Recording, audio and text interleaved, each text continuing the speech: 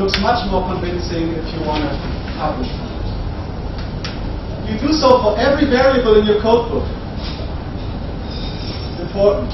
Often we see reporting, the average intercode reliability for my study was 0.78. That's great. The average out of 10 variables, and one might have been very poor and the other one was great? No. So report reliability in a footnote maybe for every variable in your study. Now when it comes to reliability and what to report, there's only emerging standardization, as I said, but we're getting there. And what you do indeed, you take a subsample of material. Some say around 10% of the material should be coded for reliability testing, which, I don't know, when you have 5 coders and 4,000 news articles, that's 400 articles. That's too much for reliability tests. Others say, well, ideally between 40 and 80 units, in this case articles, to see for example. Do it definitely at the beginning. And if your reliabilities are poor, don't start with the study. There's something wrong then. And you have to figure out what's wrong. I'll do that in a second. Do it in the beginning. If the study takes very long, it's a big project, takes several months to do the coding, you might want to do it sometimes throughout the process again as well. Just to check whether all coders are on the same pace still, or whether the time costs coders to do different things.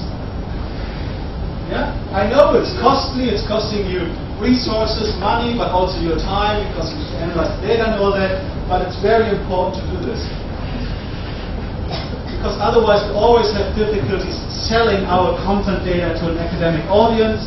If we do this well, there's much less doubt about our data. It's actually interesting. If I do a survey, you know, and I use the data, no reviewer is going to ask me about the quality of the survey data. Although that could be very shitty sometimes. With the content analysis, reviewers will always ask about the quality of the content data and will ask for reliability. Very interesting. So there's certain measures to report reliability and certain standard cutoff points. You know, it's really about, are the coders agreeing or are they not agreeing? The very basic thing to do, and the discipline that I come from has done that for a long time, is to look at percentage-wise agreements. For the 30 articles you all coded, variable 1, how many percent of the times did you all agree? If you agreed with all your measures, with all your data points in this one variable, 28 out of 30 times, it will be, well, 90% roughly, 92%, 93%. So you look at percentage-wise agreement. That has been done for a long time, and that's not the state of the art anymore. Because the problem with this is, you don't, and read Crittendorf's case for that if you're really interested, you don't consider chance findings. If you've got a dichotomous item, is party X mentioned, yes or no? The chances that a coder gets it right are 50%, just by chance. You know? Doesn't even have to look at the article, he just puts a cross, 50% chance that he gets it right. So what other measures are doing is they're trying to correct for chance agreement. And that's Cohen's kappa and Krippendorf's alpha. They, as we will see in a second, turn out very similar results of Krippendorf's alpha. Cohen's kappa is a bit difficult because you can always can do it only for 2 coders, for pairs of coders. So imagine I would want to do this for this entire group. I'd run 45 to the power of, you know, I'd run very many tests for that. Krippendorf alpha actually allows you to calculate the reliability rate across all people at once. So this is getting more and more the standard of what's being reported in communication science, definitely. When I started the publishing business 15 years ago, in communication science we would still get away with percentage-wise agreements, and in political science journals we wouldn't even have to report intercoder reliability. Nowadays, communication science journals would definitely see Krippendorf's alpha, and even the political science journals would probably like to see at least this, but more likely these as well. So it's becoming much more standardized and much more common to do. You get values of these. There's some rules of thumb. If these values that range from 0 to 1 are above 0.80, it looks pretty good.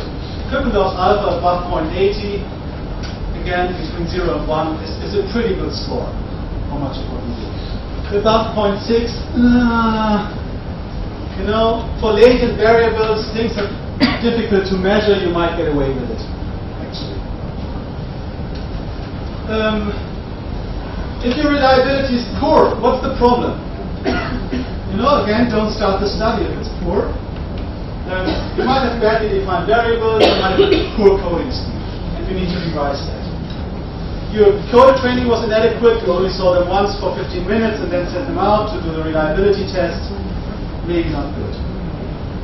Reliability becomes bad during the process of coding. You know, long project, you might face encoder fatigue, so also coders, you know, it's a very tedious, sometimes very boring task to do actually.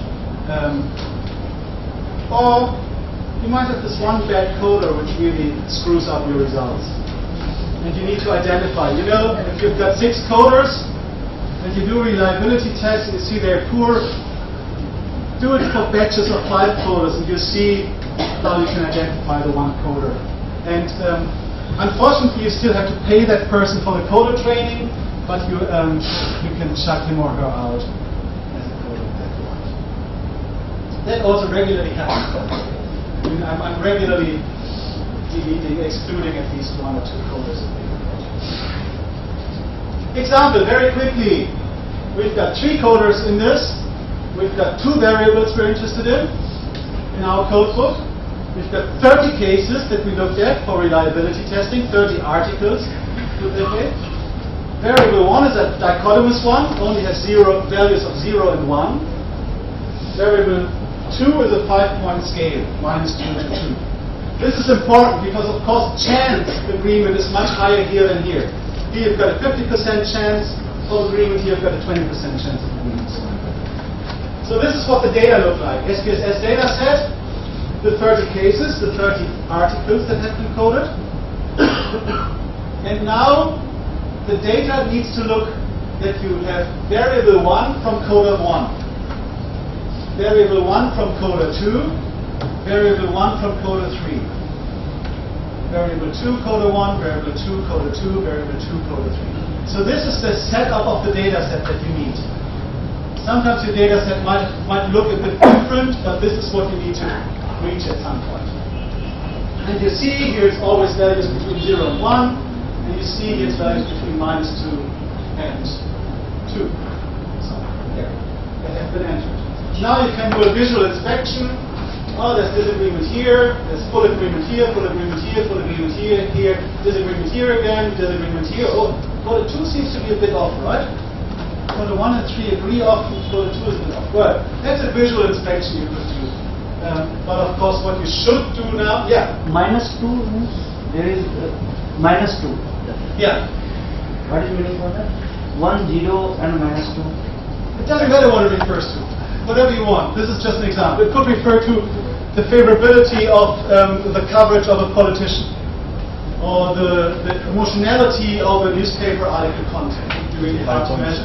Anything you measure on the scale between -2 and 2, whatever you want. Just as an example. So now you can do your calculations. Again, this is an SPSS, so I just have briefly the SPSS syntax on here, which might not be familiar to many of you, but if you want to ever replicate something like this, you at least have an example. This is how you would compute your percentage-wise agreement, you know, your differences, whatever. This is how you would compute Cohen's kappa, which is basically a cross-tab. Again, you can only compare 2 coders in Cohen's kappa. The cross-tab and set SPSS to turn out kappa for you, and then Krippendorf's alpha can be implemented in SPSS nowadays as well, which is really handy.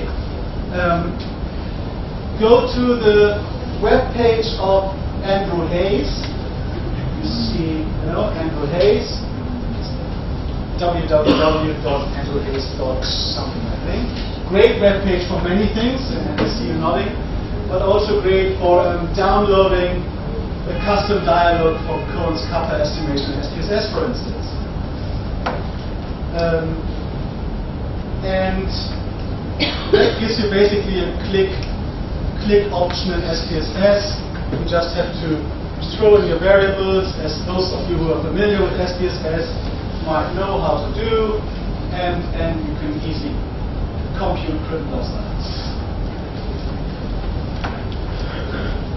And if you do that for the example we just looked at, we'll see that for variable 1, the data set we just looked at, with the differences for variable 1, we had a percentage-wise agreement on average between all the three coders of almost 80%. Codes kappa and alpha are very similar in this case because we're looking at not too many coders, for instance, which would have created maybe a bit different, but they're much lower. You see, here you would come to a conclusion where it's 0.8 almost. Looks like pretty good data actually. Taking into account chance agreement, you probably come to the conclusion that 0.63 is actually quite poor. And I might want to do something about that before I start the study. For variable 2, it's actually closer. You see, chance agreement with a 5-point scale plays less of a role.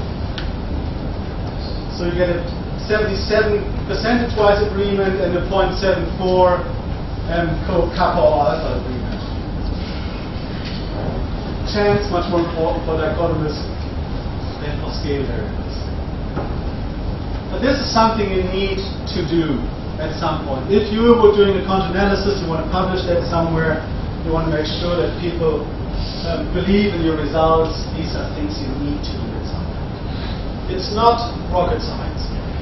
It's read the case in Krippendorf piece, which is a bit technical, read some additional material. This is doable, really.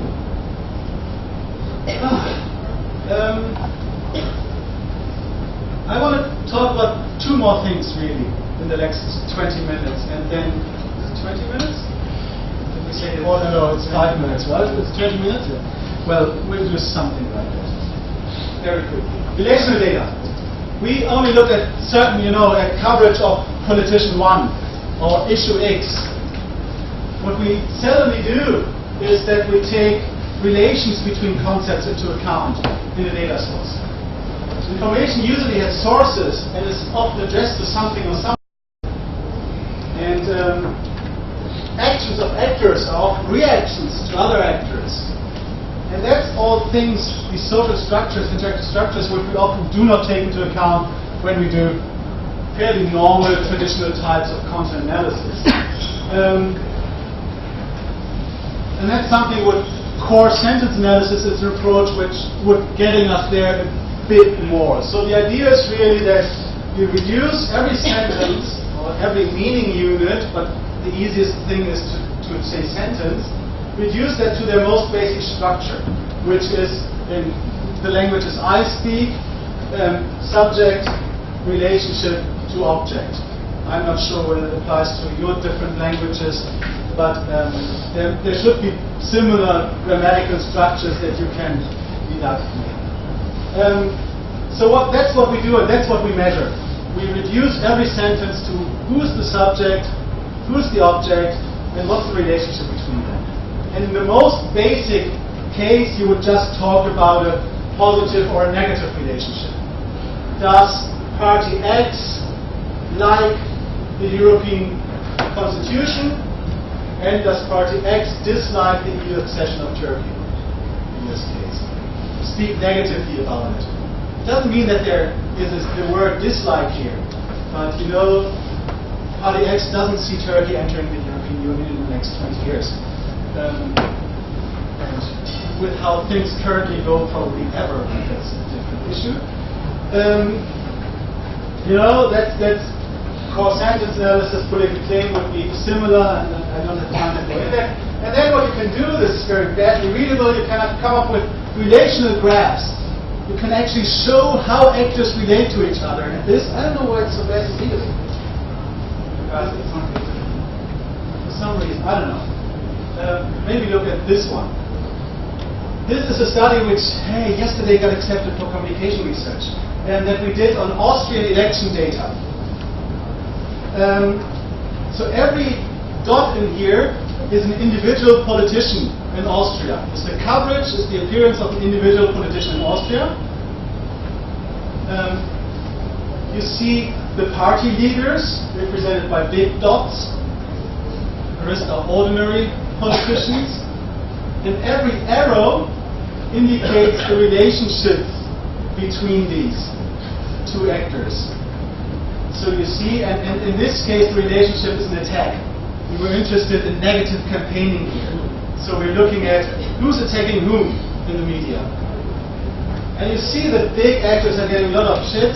You know, they're attacked very often. And then there's a couple of other central actors. This guy, for instance, poor guy, attacked very often.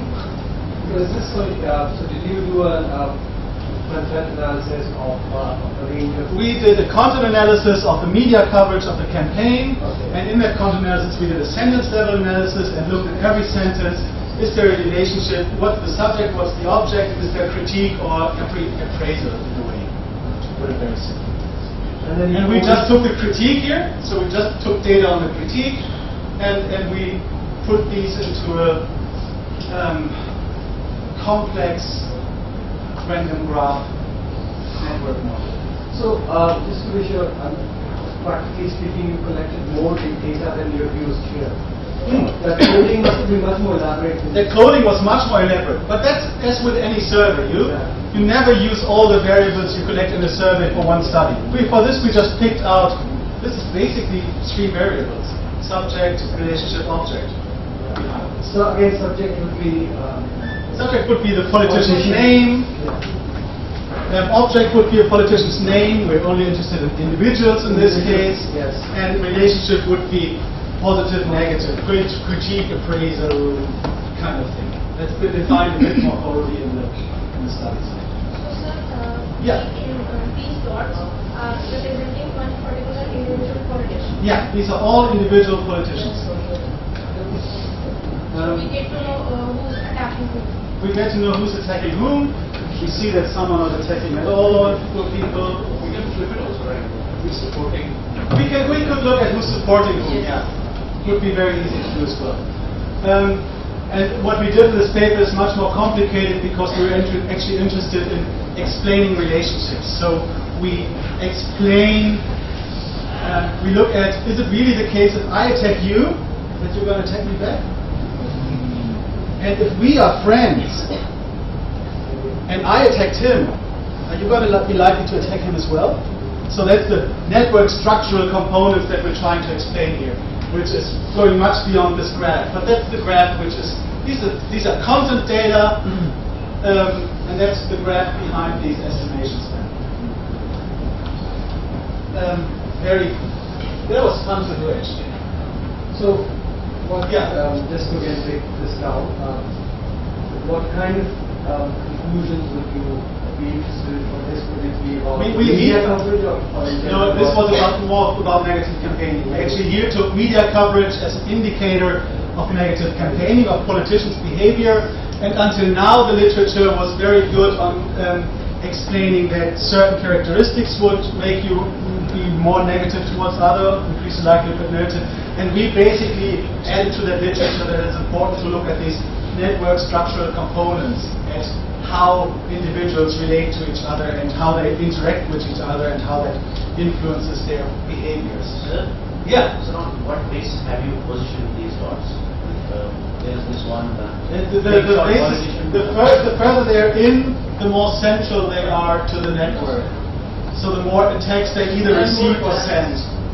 There is this big shot red and then black. They somewhere no up. Right? The big politicians. The big ones, you know. Yeah, big ones. So at some point they just overlap. Yeah, You see that? because they're so central to the network that, you know, in reality these are of course really small dots, if any, the data. But we just want to visualize the party leaders here.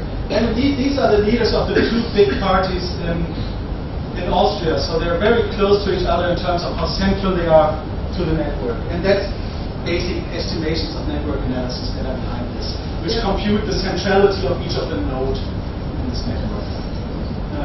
And you see that the green party leader was pretty dominant, which I found a bit interesting to see. And you see also that liberals did play much less of a role, which is also true. The ones in the periphery and they hardly mattered. They hardly mattered. They were very seldomly mentioned at all. Very distant products. And would you draw something about like which is not negative because I was telling.